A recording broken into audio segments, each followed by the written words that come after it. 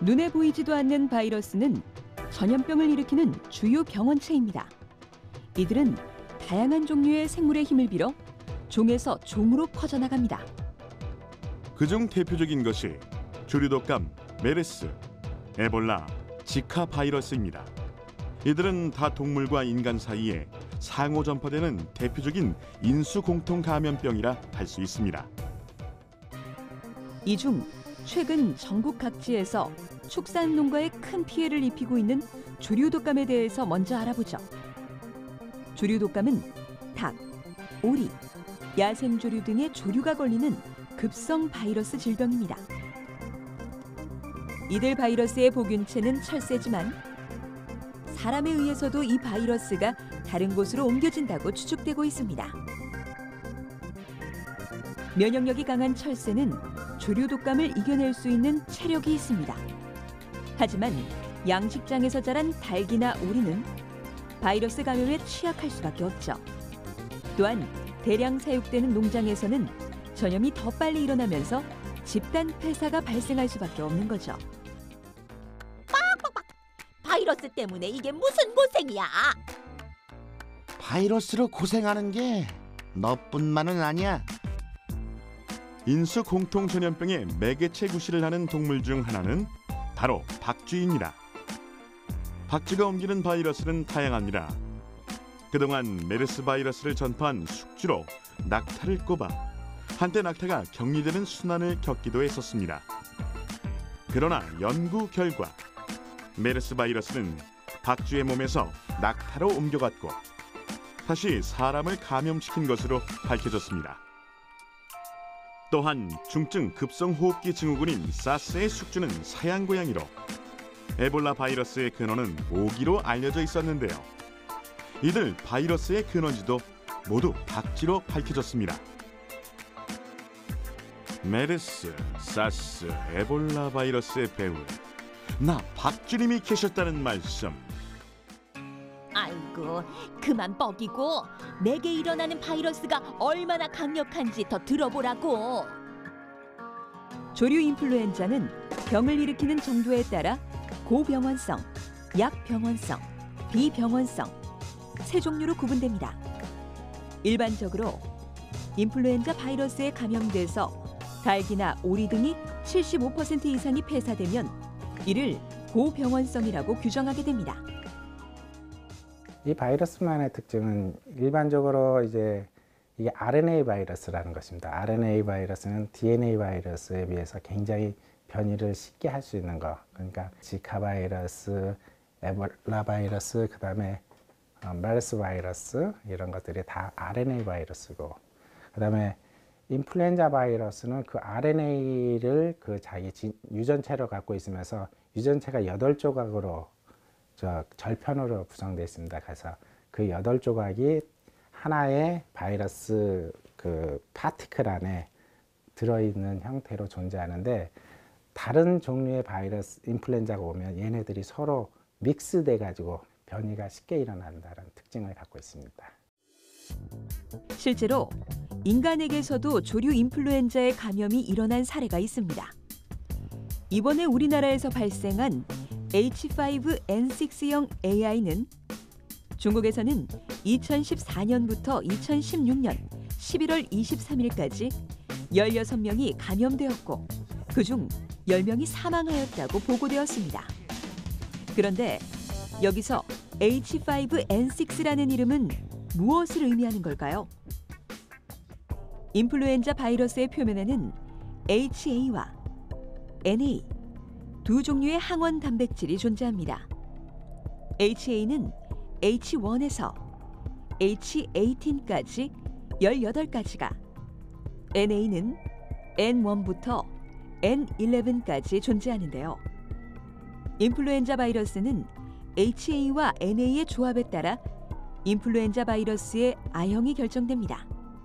예를 들어 H5N6형은 H5형 HA와 N6형 NA의 조합으로 구성된 AI 바이러스를 말하는 거죠. 어때? 듣기만 해도 두렵지? 그 정도는 약과지. 내가 퍼뜨린 바이러스가 얼마나 대단한지 들어볼 텐가. 메르스는 과거 사람에게서는 발견되지 않은 새로운 유형의 코로나 바이러스 감염으로 인한 중증 급성호흡기 질환이었습니다. 2012년 사우디아라비아에서 처음 발견된 뒤 중동 지역의 아라비아 반도를 중심으로 감염 환자가 발생하여 중동 호흡기 증후군으로 명명되었습니다. 사망자는 무려 440여 명에 달한다고 합니다. 또한 중증 급성호흡기 증후군의 줄임말인 사스는 2002년 중국 남부의 광동 지방에서 처음 생겨난 것으로 알려져 있는데요. 2003년 유행한 사스의 사망자는 302명이었습니다. 당시 새로운 질병이라 치료제나 백신도 개발되지 않았기 때문에 사람들을 두려움에 빠뜨렸죠. 마지막으로 에볼라 바이러스는 1976년에 처음 등장했습니다. 자이르에서 처음 나타난 이 질병은 약 1년에 걸쳐 자이르와 수단에 600여 명의 환자를 발생시키면서 새로 등장한 강력한 바이러스 질병의 하나로 자리매김을 했습니다. 자연개발 가속화로 야생동물과 가축, 인간의 접촉 가능성이 갈수록 높아지는 만큼 앞으로 동물과 인간이 함께 걸리는 인수공통 감염병 발병은 더욱 빈번해질 수 있겠네요. 병원체에 대한 연구와 함께 중간 숙주 등 매개 경로 파악과 사전 차단에 좀 더 힘을 쏟아야겠죠.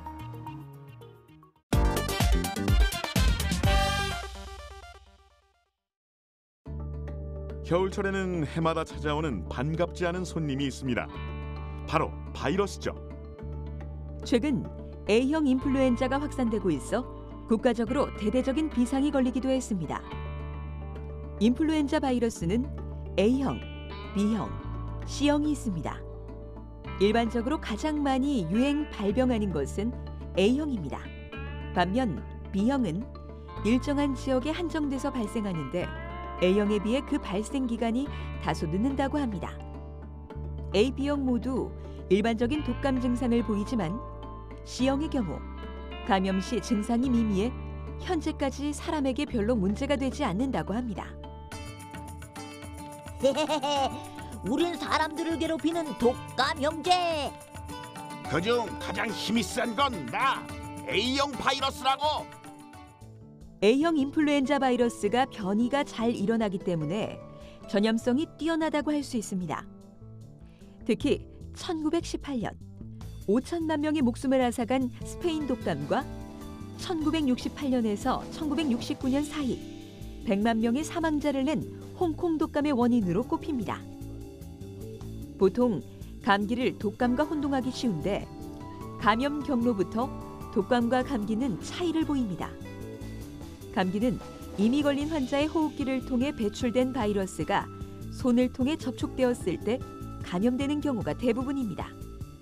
하지만 독감의 경우 환자가 기침이나 재채기를 할 때 생기는 작은 물방울에 묻어 인플루엔자 바이러스가 외부로 나오게 됩니다. 이것이 공기 중에 퍼져 있다가 다른 사람의 호흡기를 통해 전염됩니다. 그래도 우리 좀 닮지 않았나? 왜 이러셔? 난 태생부터가 감기 너랑은 달라. 감기는 대표적인 코로나 바이러스나 리노 바이러스 등 약 200여 종의 바이러스에 의해 감염되어 걸리지만 독감은 인플루엔자로 발병되는 질환입니다.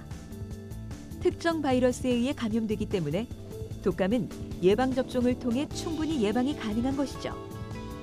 그러나 독감 백신을 맞았다고 독감에 걸리지 않는 것은 아니라고 합니다. 예방 백신은 100% 예방은 없습니다. 특히 독감 백신의 경우는 항체 생성률이 다른 백신보다도 낮아서 60에서 80% 정도로 알려져 있고, 또 건강한 성인한테서는 항체 생성률이 높지만 연세가 많거나 기저질환이 있는 경우에는 항체 생성률이 50%대까지 떨어지기 때문에 실제 백신을 맞더라도 예방 효과가 없는 경우도 있습니다. 하지만 예방 백신을 이제 맞게 될 경우 예방 효과가 있다라고 하면은 질병 유병 기간을 줄여주고 이제 중증도를 줄여주는 효과가 있기 때문에 백신을 맞는 것을 권장하고 있습니다. 겨울에 찾아오는 바이러스는 독감뿐이 아닙니다. 부패한 음식을 잘못 먹어 탈이 나는 식중독도 있습니다. 식중독하면 보통 기온이 높고 습한 여름에 많이 일어나는 질병이라 생각하기 마련이죠. 그렇지만 한겨울에도 기승을 부리는 노로바이러스 때문에 겨울철 식중독 사고 역시 빈번하게 일어나고 있습니다. 노로바이러스는 영하 20도 이하의 낮은 온도에서의 생존이 가능할 뿐만 아니라 60도에서 30분 동안 가열하여도 바이러스가 죽지 않습니다. 때문에 조금만 방심하여도 식중독을 일으킬 수 있는 바이러스입니다. 그리고 단 10개의 입자로도 노로바이러스 감염이 발생할 수 있습니다. 노로바이러스에 오염된 지하수, 해수 등이 채소, 과일류, 어패류, 해조류 등을 오염시켜 음식으로 감염될 수 있습니다. 또 환자의 침, 오염된 손 등에서도 전파될 수 있습니다. 그런데 왜 추운 겨울에 바이러스 질환이 더 극성을 부릴까요? 난 춥고 건조한 겨울이 좋아. 건조하고 낮은 온도에서 바이러스의 생존율이 더 높다고 합니다. 그리고 겨울에는 주로 실내에서 활동하기 때문에 바이러스 접촉이 조금 더 용이한 편입니다. 덥다고 방심하면 안 되지. 여름에도 난 활발하게 활동하고 있다고. 여름 바이러스 질환 중 가장 흔한 것이 여름 감기로 오해하기 쉬운 뇌수막염과 영유아에게 특히 많이 발생하는 수족구병을 들 수 있습니다. 이들 질환의 가장 큰 원인으로 꼽히는 장 바이러스는 일상 온도에 강하지만 50도씨 이상의 고온에서는 생존이 불가능하다고 합니다. 입과 코를 통해 몸에 들어와 위장관 내부에서 증식을 하기 때문에 장 바이러스라고 부릅니다. 이 장 바이러스는 감염된 인체의 면역이나 건강 상태에 따라 다양한 질병을 일으킬 수 있다고 합니다. 계절을 막론하고 면역력을 높이고 컨디션을 유지하는 등 더 건강에 유의해야겠네요. 더불어 바이러스가 들어올 틈을 주지 않기 위해 개인 위생에 좀 더 많은 신경을 써야 하겠죠?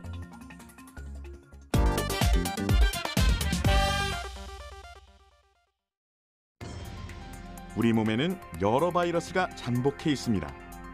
바이러스는 혼자 살아갈 수 없기 때문에 인간의 세포 등에 기생을 하고 질병을 유발하는 거죠. 대부분의 바이러스는 인체에 감염되면 인체 내 면역 반응에 의해 박멸되고 항체가 생겨 재감염이 되지 않습니다. 그러나 잠복 바이러스는 우리 면역 체계가 감지하지 못하도록 조용히 세포 속에 숨어 지냅니다. 특정한 증상을 일으키지 않으며 죽지 않고 계속 살아남아 만성 감염 상태로 살아가게 되죠. 그렇게 수년, 수십 년 동안 아무런 증상이 없고 크게 건강 문제 없이 지내다가 어느 날 면역력이 떨어지면 바이러스가 활동을 시작해 질병을 유발하는 것입니다. 또한 잠복 기간에는 감염자가 감염 사실을 몰라 다른 사람에게 더 쉽게 전염되기도 합니다. 잠복 바이러스는 면역력이 약해지면 바이러스 생산이 활발해지는데 이때 점막이나 침을 통해서 혹은 성접촉을 통해 전파됩니다. 또는 혈액 안에 바이러스가 돌아다니고 있다가 수혈을 받거나 주사기를 공유했을 때 다른 사람에게 전파되기도 합니다. 그렇다면 공기 중 전염은 되지 않는 걸까요? 바이러스마다 특징이 있는데요. 일단 공기 중으로 나왔을 때 이 입자들이 안정적이어야 되고요. 그 다음에 다량으로 다른 사람한테 감염을 성립시킬 수 있을 만큼 좀 충분한 양이 전달이 돼야 되는데 이 바이러스들이 이제 그런 특징이 좀 없는 거죠. 약하고 이제 몸 밖으로 나왔을 때는 금방 얘네들이 죽는다든지 그리고 양 자체도 적기 때문에 어떤 직접적인 접촉에 의해서만 주로 이제 감염이 성립이 되게 됩니다. 대표적인 만성 잠복 바이러스들을 꼽자면 간 속에 침입해 숨어 있는 B형 간염 바이러스와 C형 간염 바이러스, 그리고 피부에 숨어 있는 인유두종 바이러스가 있습니다. 또 세포 속에 잠복해 있는 헤르페스 바이러스와 혈액 속에 숨어 있는 인간 면역 결핍 바이러스 등을 들 수 있습니다. 간에 숨어 있는 B형 간염 바이러스와 C형 간염 바이러스. B형 간염 바이러스를 갖고 있는 어머니로부터 신생아나 유아기에 감염돼 만성 B형 간염 바이러스 보유자가 된 경우가 대부분입니다. 반면 C형 간염은 주로 환자의 혈액을 통해 전염됩니다. 이러한 바이러스는 간염에서 악화되면 간경화를 일으키고 만성화될 경우 간암으로 발전하게 되죠. B형 간염에 걸리지 않기 위해서는 B형 간염 예방 백신을 접종하면 됩니다. 하지만 C형 간염은 아직 백신이 개발돼 있지 않아 미리 예방하기도 힘들다고 하는데요. 이는 C형 간염 바이러스가 끊임없이 모습을 바꾸며 변종 바이러스를 만들어내기 때문이라고 합니다. 간염 바이러스들이 이렇게 나를 위협하고 있다고. 뭐 그 정도 갖고 그래. 내 속에 더 독한 것들이 숨어 있는데. 피부 속에 숨어있는 인유두종 바이러스는 그 종류가 무려 100종이나 된다고 합니다. 흔히 사람들은 재발한 사마귀를 보고 사마귀 뿌리가 깊어서 제대로 제거가 안 됐다라고 하는데요. 사실 사마귀가 재발한 이유는 사마귀의 원인인 인유두종 바이러스 때문입니다. 인유두종 바이러스는 특히 생식기 감염을 일으켜 자궁경부암, 음경암 등을 유발하기도 합니다. 여성 10명 중 8명 정도가 살아가는 동안 한 번 이상은 감염된다는 인유두종 바이러스는 백신 접종으로 자궁경부암을 약 70% 정도 예방이 가능하다고 합니다. 아유, 백신 때문에 길을 못 펴겠네. 난 무서울 것 없지. 나만큼 널리 퍼져 있는 바이러스도 아마 없을걸? 세포에 잠복해 있는 헤르페스 바이러스는 성인 약 80에서 90%가 다 감염되어 있다고 볼 수 있습니다. 사춘기 이후 접촉을 통해서 한 가지 이상의 헤르페스 바이러스에 감염이 된다고 합니다.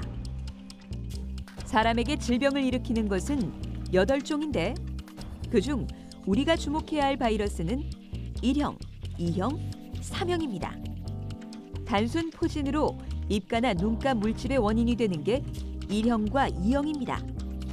그리고 헤르페스 3형은 대상 포진을 일으킨다고 합니다.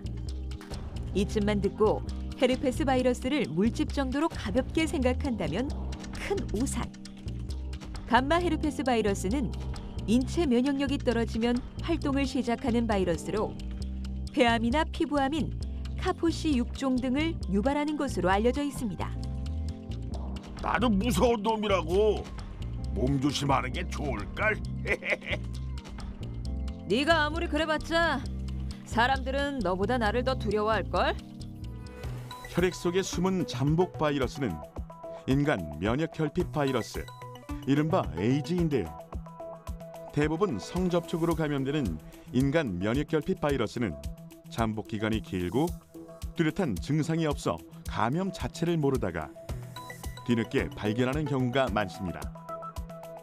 아직까지 백신은 없지만 요즘은 치료제에 대한 연구가 많이 이루어져서 변형이 자주 일어나는 에이즈 바이러스를 억제할 수 있는 항바이러스제도 개발됐습니다. 이러한 항바이러스제를 꾸준히 맞으면 에이즈 바이러스의 전파력이 B형 간염보다도 낮은 수준으로 떨어진다고 합니다. 에이즈도 더 이상 죽음의 전염병이 아니라 관리 가능한 만성 질환이 된 것이죠. 우리 몸 곳곳에 숨어서 면역력이 떨어지길 기다리며 건강의 빈틈을 노리고 있는 바이러스가 이렇게나 많았네요.